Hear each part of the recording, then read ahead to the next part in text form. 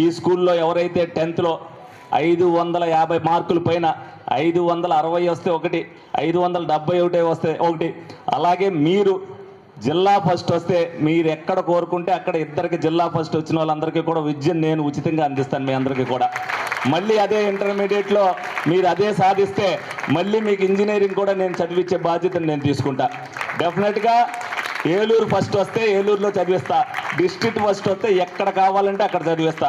ఆ బాధ్యత నేను తీసుకుంటా. మరి తల్లిదండ్రులుగా మీరందరూ కూడా మీ పిల్లలు ఫస్ట్ మార్క్ రావాలనే ఉద్దేశంతో, అలాగే టీచర్లు కూడా, అది ఎప్పుడైతే మీకు ఆ ఫస్ట్ వస్తుందో డెఫినెట్గా ఈ స్కూల్కి ఒక పేరు వస్తుంది. ఈ స్కూల్లో చుట్టుపక్కల ఇక్కడ ఉన్న వాళ్ళు అందరూ కూడా చదువుకుంటున్నారు.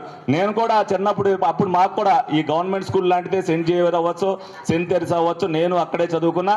నేను డిగ్రీ వరకు కూడా ఏలూరులో చదివినా. నేను కూడా 80% మార్కులతో నేను చదువుకున్నా. ఆ రోజుల్లో మాకేం ఉద్యోగాలు ఉండేవి కాదు. ఉద్యోగాలు లేవని నేనేమి బాధపడలా. నా కాళ్ళ మీద నేను నిలబడ్డా. ఇవాళ ఈ స్థితికి రావడానికి మీరందరూ కారణం.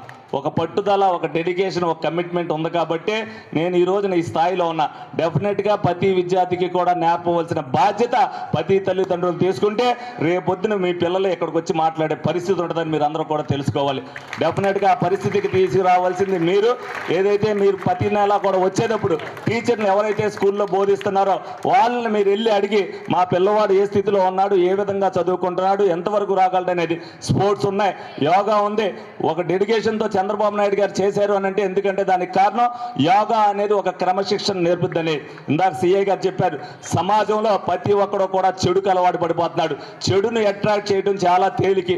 ఒక్కరోజు మీరు ఏదైతే మీరు ఒక్కరోజు అశ్రద్ధ వహించుకోకుండా ఉంటే ఆ రోజున పిల్లవాడు పాడైతే రెండో రోజున మనం సరిచేయలేం.